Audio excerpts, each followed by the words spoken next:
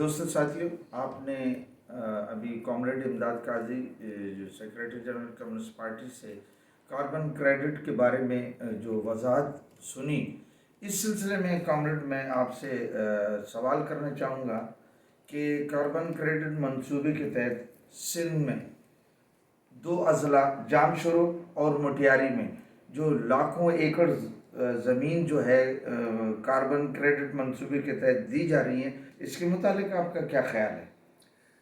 یہ بہت اہم سوال ہے، کیونکہ سرمایہ دار آج کے دور میں ہر چیز میں قبضہ کرتے جا رہے ہیں۔ جس طرح ہم نے گرین پاکستان انیشیٹ میں کارپوریٹ فارمنگ، گرین ٹورزم میں ہمارے سیاحتی مقامات، یہ سارے قبضے کیے جا رہے ہیں، تو اب ہماری زمینوں پر قبضہ کرنے کے لیے سرمایہ دار ایک نیا کھیل جو ہے وہ شروع کر رہے ہیں۔ یہ عمل تو ٹھیک ہے کہ پاکستان جو ہے وہ دنیا میں کاربن پیدا کرنے والے ممالک میں جو شیئر ہے پاکستان کا وہ 0.6% ہے، اور جو سب سے زیادہ کاربن پیدا کرنے والے ممالک ہے اس میں پاکستان 27ویں نمبر پر ہے۔ ٹھیک بات ہے، تباہ کن اثرات ہمارے پاس آ رہے ہیں، لیکن اس کے لیے ہماری فارسٹ جو ہے اس کو ڈیولپ کیا جائے نا۔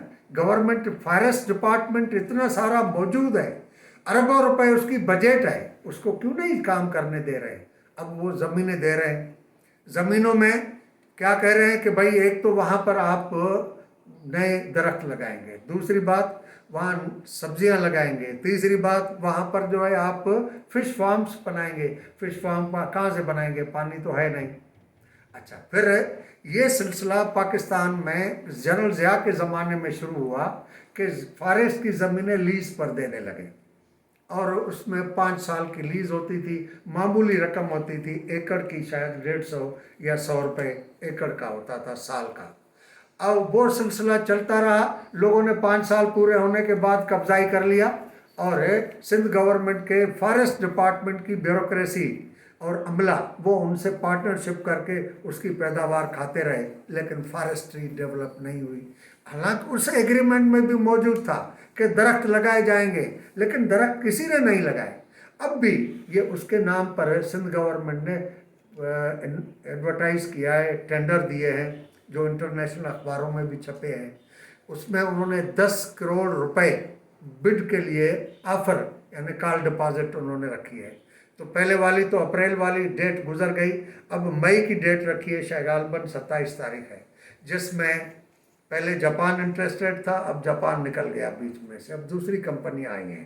پہلا سوال یہ کہ 10 کروڑ روپے بڈ میں دینے کے لیے آپ کال ڈپازٹ جو ریٹرنبل نہیں ہے، وہ کون انویسٹمنٹ کرے گا؟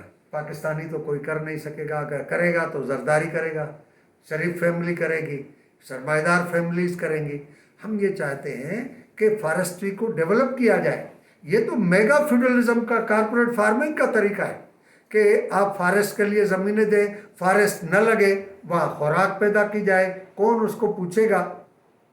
اور میں سمجھتا ہوں کہ انٹرنیشنلی ہمیں سپورٹ کرنی چاہیے کاربن کریڈٹ ایگریمنٹ کی، جس کے تحت دنیا کے اندر ماحولیات کو ٹھیک کرنے کے لیے، لیکن پاکستان میں زمینیں دینے کا جو سلسلہ شروع ہو گیا ہے سرمایہ داروں کو اور کارپوریشنز کو، اس کو ہم کسی صورت میں قبول نہیں کریں گے۔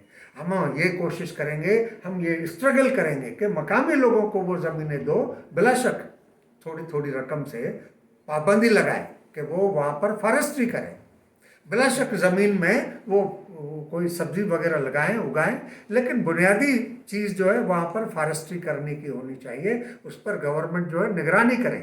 اب آپ جہاں پر مینگروز اگائے جا سکتے ہیں تو وہاں تو آپ نہیں لگا رہے، اور بلکہ وہ علاقے جو کراچی کے ہیں وہ کے پی ٹی نے قبضہ کرنا شروع کر دیا ہے، ایک بڑی رینج جو ہے سمندر کے ساحل کی، وہ اس پر کہہ رہے ہیں بھائی علاقے خالی کرو، اور کے پی ٹی وہاں پر قبضہ کرے گی، اس کے حوالے ہوں گی۔ تو یہ سلسلہ آپ زمینوں کو خالی کر کے سرمایہ داروں کو دینے کا سلسلہ، اور کے پی ٹی کو وہ زمینیں بھی کیوں دی جا رہی ہیں؟ اس لیے کہ کے پی ٹی کو پرائیویٹائز کرنے جا رہے ہیں۔ وہاں پر امریکن پریزیڈنٹ اے پی ایل کو 6 گودیاں کے پی ٹی کی پہلے سے دے چکے ہیں۔ बाकी चीज़ें चाइना को और दूसरे ममालिक को गोदियां बनाने के लिए देने के लिए वो इलाके खाली कराए जा रहे हैं। तो कार्बन क्रेडिट के लिए बुनियादी तौर पर फॉरेस्ट को डेवलप किया जाए, मैंग्रोव डेवलप किए जाए और डेल्टा में पानी पहुंचाकर वहाँ पर मैंग्रोव्स को आगे बढ़ाया जाए। मैं समझता हूँ कि पाकिस्तान में इस मंसूबे को गवर्नमेंट अपनी रुश्वत के लिए, अपनी करप्शन के लिए इस्तेमाल न करें। रियली वहाँ के किसानों को, आबादगारों को, क्योंकि हमारे जो देहात में रहने वाले लोग हैं, जो माल मवेशी पालने वाले लोग हैं, वो फॉरेस्ट से इजाज़त लेते थे। फॉरेस्ट में नीचे जो घास उगता है वो जानवर खाते थे, बकरियां, भैंसें, गायें खाती थी, जिस पर दूध भी होता था, गोश्त का कारोबार भी होता था, उन लोगों की ज़िंदगी भी गुजरती थी। अब उस सारे को ख़त्म करके सरमाएदारों के कब्जे किए जा रहे हैं। कम्युनिस्ट पार्टी ऑफ पाकिस्तान उसकी मुखालफत करेगी और अपने एजेंडा में इस चीज़ को भी शामिल करके इस पर स्ट्रगल करेगी। और हम मई में कॉन्फ्रेंसेस बुलाने जा रहे हैं, जो ज़िले सतह पर कॉन्फ्रेंस है, इस सिलसिले में मुनक्किद की जाएगी।